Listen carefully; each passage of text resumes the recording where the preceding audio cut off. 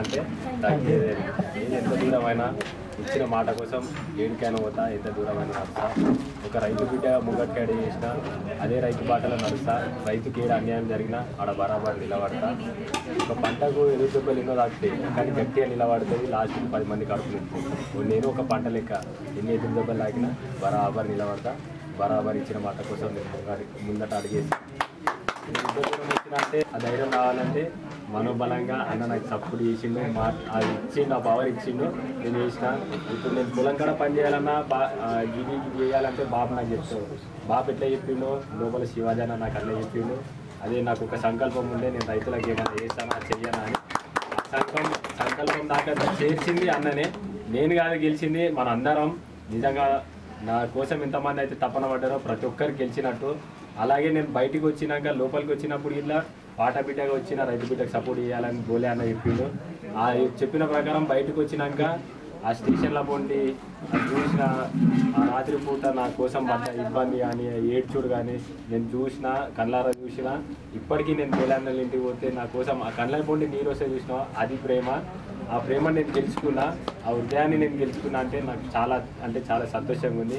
వినోదన్న ఒక్క రూపాయి తీసుకోకుండా స్వచ్ఛందంగా లక్ష్మణ్ అన్న, రామారావు అన్న, అడ్వకేట్స్ చాలామంది ఇట్లా మన కోసం సపోర్ట్ చేసి నిజంగా న్యాయంని గెలిపించారు.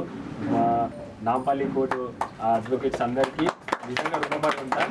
ఎప్పుడు న్యాయం దగ్గర ఉంటారని మనస్ఫూర్తిగా కోరుకుంటున్నా. ఉన్నారు, నాకు నిజంగా మస్తు సంతోషంగా ఉంది. ఇచ్చిన మాట ప్రకారం ఇవాళ నా ఊరు నుంచి స్టార్ట్ చేసిన, నాకు మస్తు సంతోషంగా అనిపిస్తుంది. వీళ్ళేమో మనోళ్ళు అమ్మ నాన్న, వీళ్ళకు అమ్మ నాన్న లేరు అనిపిస్తుంది. గల్లె ఎగరేసుకొని మరి చెప్తా, నేను రైతుల కోసమే పోరాడతా, రైతుల కోసమే చేస్తా. ఈ ప్రాణం దేశం కోసం, ఈ నా దేహం ప్రజల కోసం. Thank you so much. జై జవాన్ జై జవాన్. మళ్ళీ వచ్చిన అంటే మీ అందరికీ ఎప్పటికీ రుణపడి ఉంటా. మీరు ఉన్నారంటే ఇంకా ముందుగా అందరికీ తెలుస్తుంది. Thank you so much. పిలవారు వచ్చిన శివన్నకి, బోలే అన్నకి, అడ్వకేట్స్కి, మన అక్క ప్రమిళ అక్కకి, సందీప్ అన్న థ్యాంక్ యూ సో మచ్.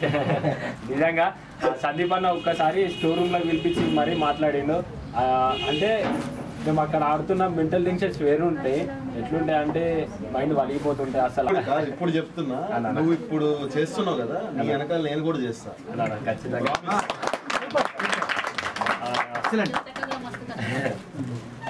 వదిలే ఇట్లా ఆడికి చూసిన. ఎందుకంటే అరే మనోడు లోపల ఉన్నాడు, మేము బయట ఉన్నాం, మనోడిని తీసుకురావాలి. ఇది ఎట్లున్నదంటే సందీప్ అన్న నేను చూసిన తర్వాత వచ్చినాక వీడియోల రూపంలో చూసిన.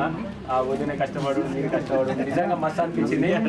ఆ ప్రేమను గెలుచుకున్నా అది చాలు నాకు. ప్రేమ పైసలు ఉంటుంది రేపు పోతాయి, కానీ ప్రేమ మాత్రం వచ్చేటప్పుడు ఒకళ్ళనే వచ్చినాం, పోయేటప్పుడు నలుగురు ప్రేమ మనతో ఉంటే ఎట్లుంటుంది అది నేను సంపాదించుకున్నా అనుకుంటున్నా. మీరున్నారు, నేనున్నా. థ్యాంక్ యూ సో మచ్ అన్న, లవ్ యూ. ఒకటే నేను బిగ్ బాస్ హౌస్ గురించి ఒకటే చెప్తానా.